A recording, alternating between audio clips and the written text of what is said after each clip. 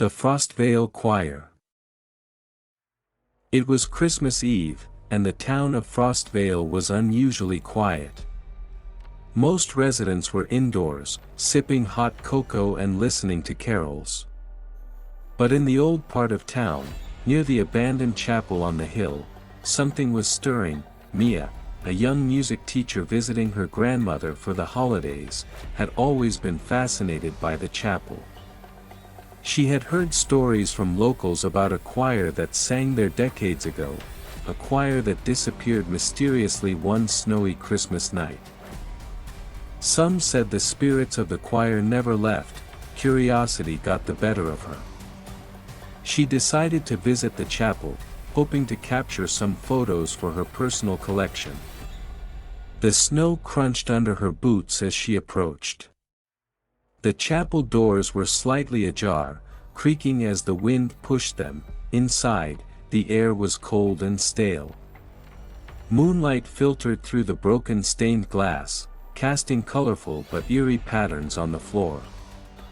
Mia's flashlight flickered. She whispered to herself, "It's just an old chapel. Nothing to worry about."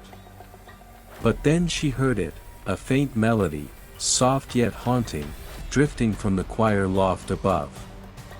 The notes were perfect, clear, yet carried an unnatural chill. Mia's heart pounded. She climbed the steps slowly, each one creaking ominously under her weight. When she reached the loft, the sight froze her in place. Rows of ghostly choir members sat, invisible yet somehow tangible, mouths moving in perfect harmony. Their eyes glowed faintly, pale blue in the moonlight. They stared at her silently as they sang, the hymn echoing with an unnatural resonance. Mia felt a chill run down her spine. She tried to step back, but her feet wouldn't move.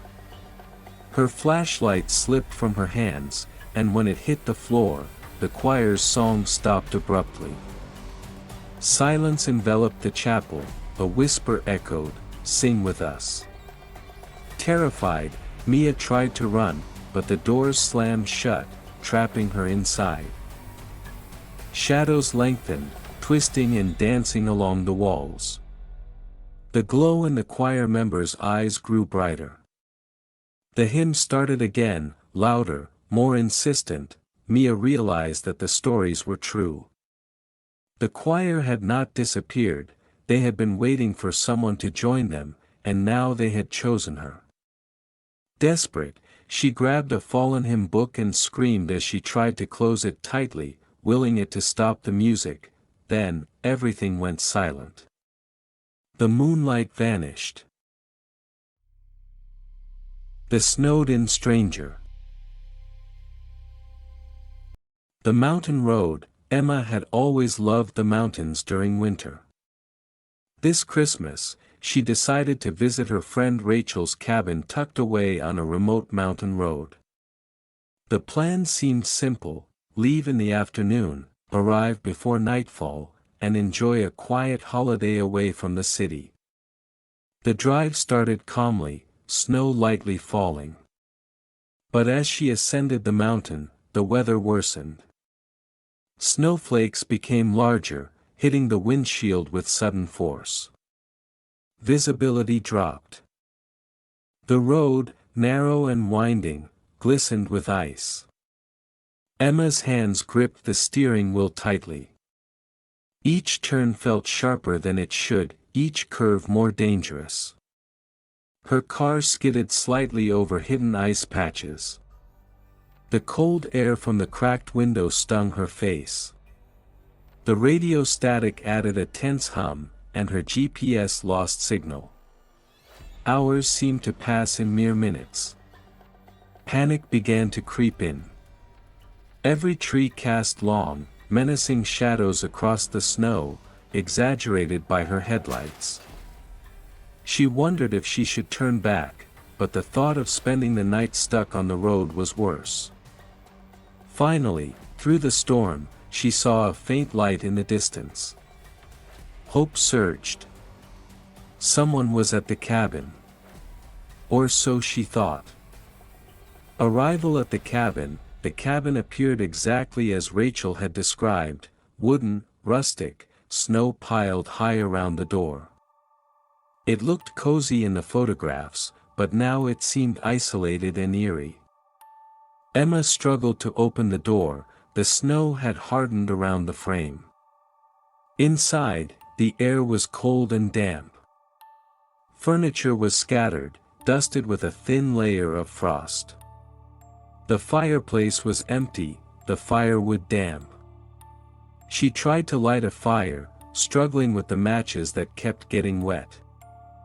The sound of the storm outside was deafening, howling through gaps in the walls. The cabin creaked with every gust.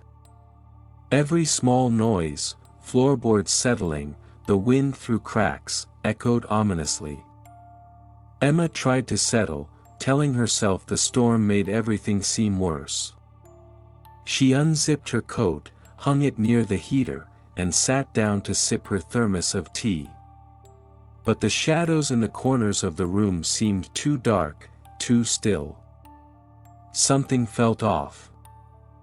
Signs of something wrong. As she explored the cabin, Emma noticed subtle but unsettling signs. The Christmas tree ornaments were slightly tilted, as if someone had touched them. A chair was not in the same place she remembered from the photos. The floorboards creaked occasionally, though no one was upstairs. Then she heard a faint humming. It was low, almost melodic, a tune that reminded her of Christmas carols, but wrong, discordant. Her pulse quickened. She told herself it must be the wind. She checked her phone, no signal. The snowstorm had cut her off entirely. She realized she was completely alone. The humming upstairs, trembling, she climbed the stairs. Each step made her knees shake. The humming grew louder with every step, yet the air felt colder as she approached. At the top, she paused. The loft was empty. Shadows from the angled rooflines moved as the wind howled outside. She saw a cupboard door slightly ajar.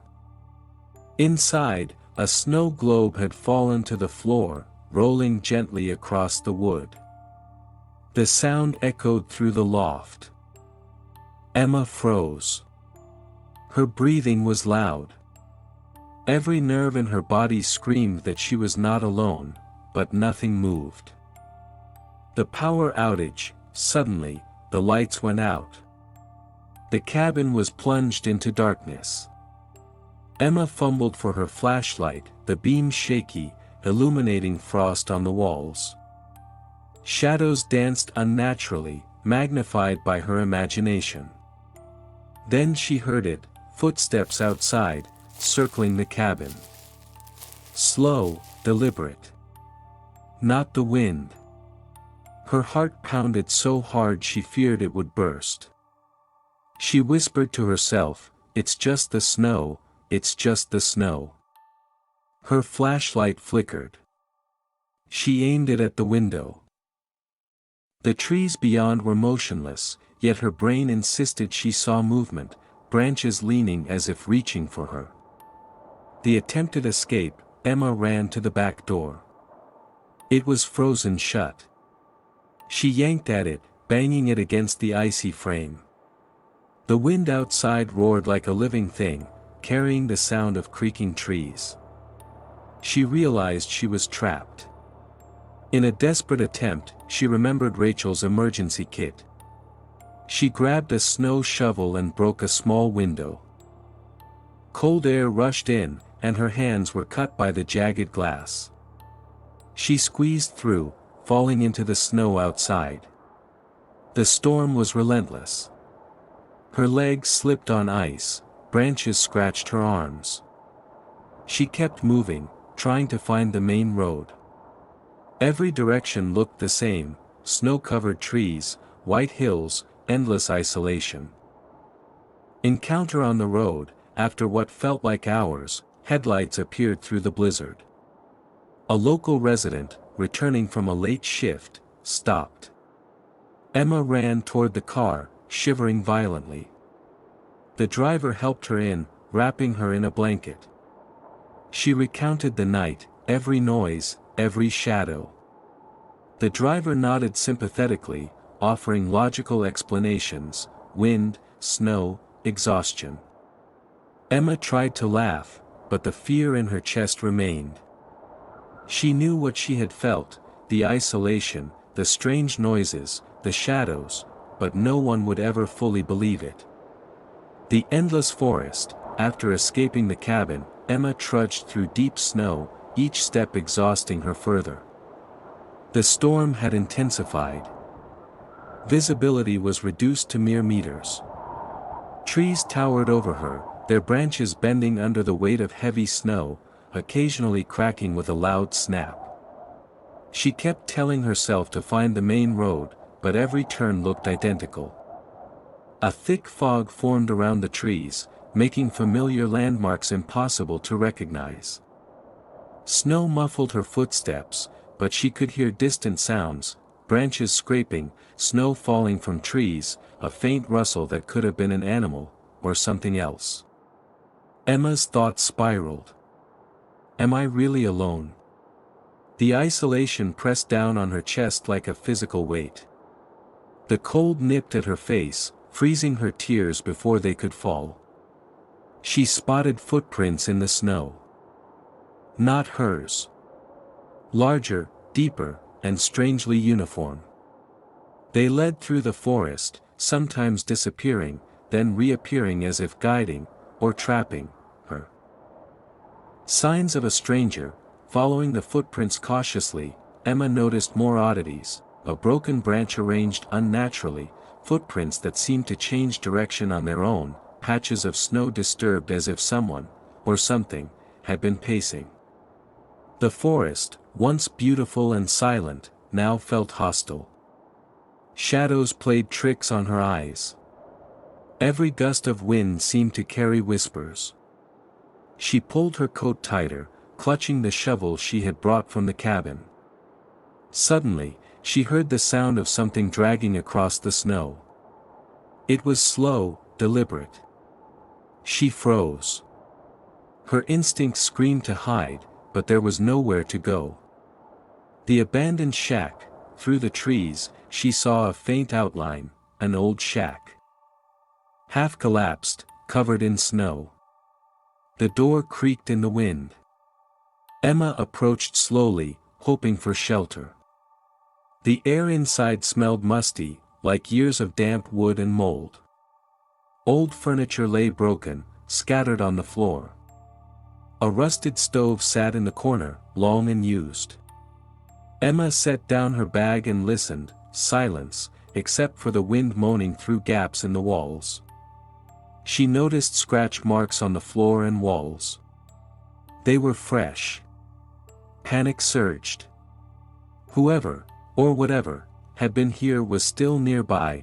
A disturbing discovery. Exploring the shack, Emma found more signs: footprints in the dirt floor, a set of keys she didn't recognize, and an old photograph of a family she had never seen. The snow outside the shack showed tracks leading away and returning, almost like the figure had been circling her. Her mind raced. Was she being followed? Were these signs real, or was exhaustion and fear playing tricks on her? She knew she needed to move, but the forest seemed to stretch endlessly in all directions. The blizzard returns. By mid-afternoon, the blizzard intensified. Snow fell in thick sheets, obscuring the shack. Emma wrapped herself in layers of clothing, her body trembling from cold and fear. Visibility dropped to almost zero. She tried to retrace her step. A glimpse of humanity. Just when despair threatened to overwhelm her, she saw headlights through the snow. Relief surged. A car approached slowly, its driver cautious in the blizzard. Emma waved frantically, calling out. The driver stopped, helped her into the car, and wrapped her in a warm blanket. The feeling of human presence brought temporary relief, but the fear of what she had experienced remained. Even in the warmth of the car, Emma kept thinking about the footprints, the shadows, the sounds, everything that didn't make sense. The forest and the cabin had left a mark on her mind she couldn't shake. The haunting memory. In the days after Christmas, Emma struggled with flashbacks. Every snowfall triggered memories of the forest, the shack, the sounds in the dark. She would wake in the night, convinced she heard footsteps outside her apartment window, even in the city. Her friends dismissed it as trauma from the storm and isolation, but Emma knew the fear had been real. The mountain, the blizzard, the footprints, they were proof that the world could be unpredictable and dangerous, even in what seemed like a peaceful winter landscape. Weeks later, Emma learned from a local news report that a hiker had gone missing on the same mountain road the night of the storm. The hiker was never found. Details matched the area she had traversed. Emma felt a chill. She had narrowly escaped, but the forest remained. The cabin, the shack, the endless snow, it was all there, waiting. She realized that nature itself could be terrifying, and isolation amplified fear in ways the human mind struggles to comprehend.